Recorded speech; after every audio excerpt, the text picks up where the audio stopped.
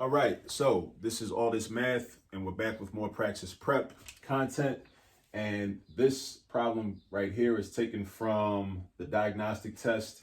This problem is on page 89. It's number 20 from the diagnostic test. And it reads like this. Number 20 says, which of the following is the solution set for the inequality that you see here? -2 is less than or equal to 1. That's a less than or equal to symbol, right? This is the less than symbol. This is the equal sign, or half of the equal sign. So you got -2 is less than or equal to 1 minus the quantity. Whenever you see an expression inside parentheses, we call that a quantity, all right? The quantity 2 plus 4x, which is also less than 3. All right, so with this type of problem, all right, let me put that down for a second. We got a couple of options, right? This is actually two problems in one. We could either separate this and break it up into two separate problems. We could do like this part right here and solve for x, right? And then also break it up like this from here to here and solve for x. And then combine the two answers into one solution statement. Or, which I think creates a little bit more work, we could just treat it as one problem and solve for x at one time. But we'd have to be careful to make sure that we kind of keep in mind that we're actually solving two problems at the same time. So it's going to be done a little differently than we would do a traditional, than the way in which we would solve a traditional inequality. All right. So our goal is to get x by itself. All right. So that means that in between these inequality symbols, we want to isolate x by itself. So start thinking to yourself, if you want to get x by itself, what do you need to get rid of? You need to get rid of this 1. You need to get rid of this negative 1. This minus sign represents a -1. You need to get rid of this 2. You need to get rid of this 4. And then the x will be all alone in between these inequality symbols. And once x is all alone, isolated in between those inequality symbols, that means that you have solved the inequality. Because whether you're solving an equation or an inequality, once the variable is by itself, that's when you've solved. That's when you're done. All right? So the first thing I would do to work toward solving this inequality is this. I would get rid of this 1. And then I say, okay, well, this is a +1. So I want to get rid of +1. So how do I get rid of +1? I do the opposite of +1, which is a -1. So that means I need to subtract 1. So watch this. I'm going to subtract 1. But again, in algebra, this is an algebra example, we have to stay balanced. All right. So if I subtract 1 here in between the inequality signs, I also need to subtract 1 over here to the left of the inequality signs. And then I also need to subtract 1 over here to the right. Because remember, we're basically doing two problems at the same time. Under normal circumstances, if I was just doing this part, I would just do -1, -1. That would be it. But because I'm doing two problems at once, right? I got to do -1 over here and -1 over here. All right. So that cancels out. -2 minus 1. If you start at -2 on a number line, whenever you subtract, you move in the left direction. So we go one space to the left, we end up at -3. So this is going to become -3. Bring your inequality sign down. Negative quantity 2 plus 4x less than 3 minus 1 is 2. All right. Now we're getting closer. All right. Next thing I want to do is I want to get rid of these parentheses by distributing this -1. This negative sign or that minus sign is really a -1. It's really a -1. So I get rid of the parentheses by distributing, meaning I multiply -1 times 2 and I multiply -1 times 4x. All right. So whenever you see a negative sign like this, that really represents a -1 that's being multiplied by everything inside the parentheses. That's a -1 that's being multiplied by everything inside the parentheses. All right. So now I bring this -3 down because I'm not messing with that right now.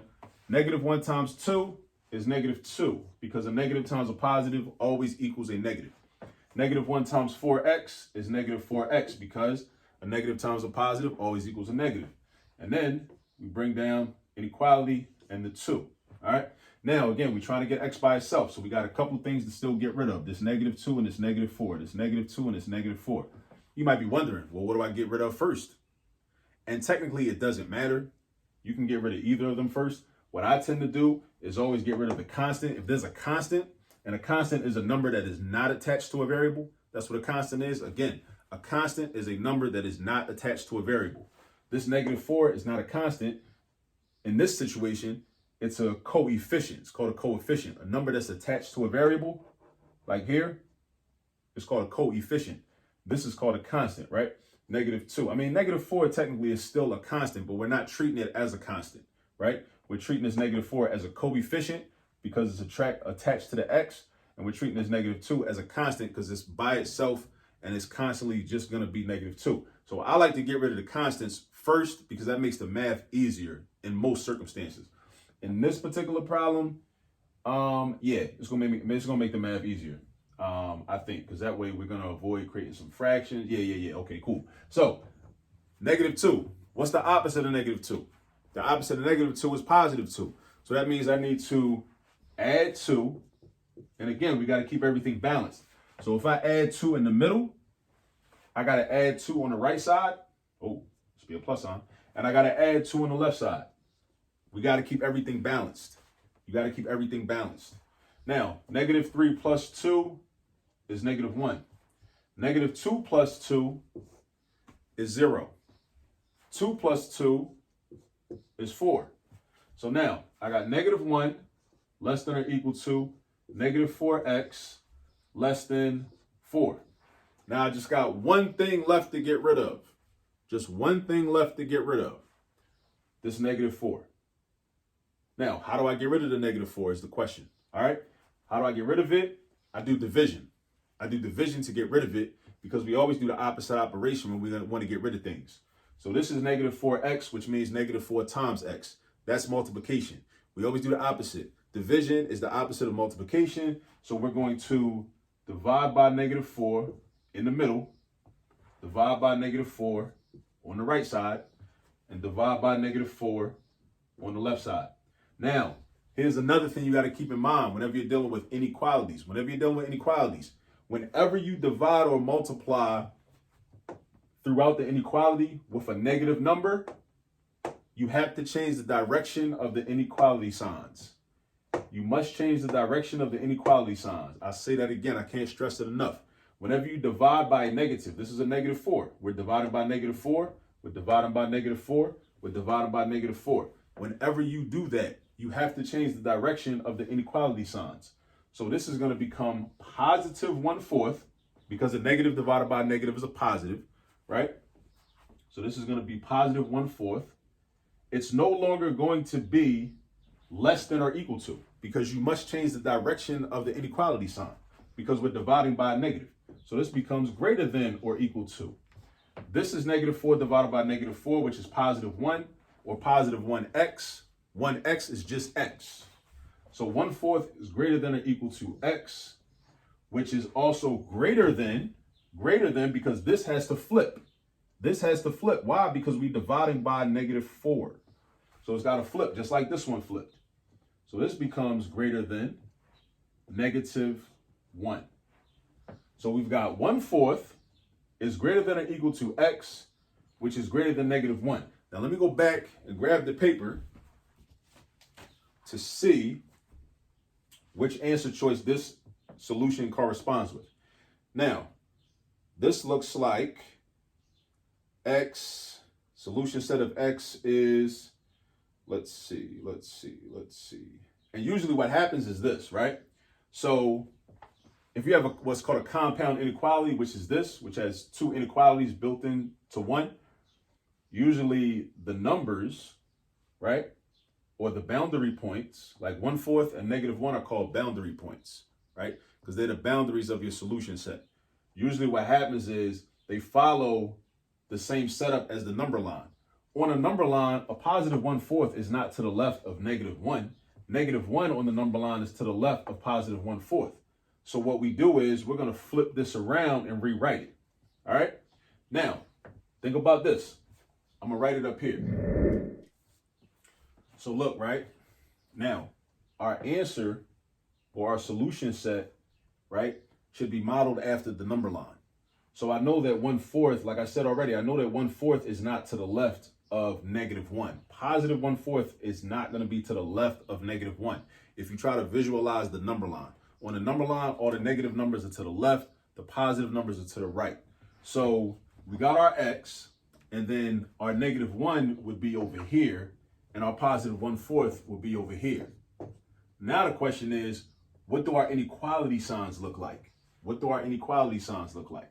And basically, x is still going to have the same relationship with -1 as a boundary point as it did before, and x is going to have the same relationship with 1/4 as a boundary point as it did before, because x was greater than -1. So that means the open part of the inequality sign is going to face the x in between the -1. So I do this. Now look what happened. This says x is greater than -1. This says -1 is less than x. Those look different, but they represent the same idea, right? If you say, I have more money than you, saying that you have less money than me, we're saying two different things, but they represent the same information, right? We're representing the same information in two different ways. So x is greater than -1 is the same as saying -1 is less than x. Keep that in mind. Same thing over here. This says 1/4 is greater than or equal to x. We could also say x is less than or equal to 1/4. So if we could say x is less than or equal to 1/4, that looks like that. And now when you go to your multiple choice questions or your multiple choice answers, you look and you see that, oh, this right here corresponds to choice A, right? Even though it's in like this interval notation, which looks like this, right? The solution set of x says that -1 is less than x, which is also less than or equal to 1/4. -1 and 1/4 are called boundary points because this -1 is the boundary of where your solutions are. Any number that is greater than -1 is a solution, right? But also any number that's less than or equal to 1/4 is a solution. So -1 is not a solution because it says x is greater than -1. It doesn't say x is equal to -1. It says x is greater than -1. So that means that x can't be any number that's less than -1. So the numbers that are less than -1 are like -1.1, -2, -3, -4, -5, -1 million, -800. All those numbers are less than -1. So x is not that is not a part of the solution set. Same thing over here. 1/4 is a boundary because you can't cross that line, right? We can't cross 1/4. We're not going past 1/4, right? Nothing bigger than 1/4 is a solution.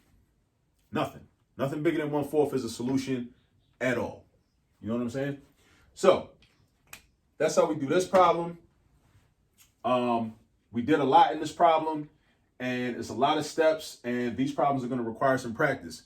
Solving inequalities and solving equations, there's a lot of overlap in terms of what the steps and the processes are, but just rewind the video, look back over it step by step, and then attempt to do some practice problems, that look similar to this on your own. So you'll be prepared for them when you see them on the test. All right. I'll see you in the next video.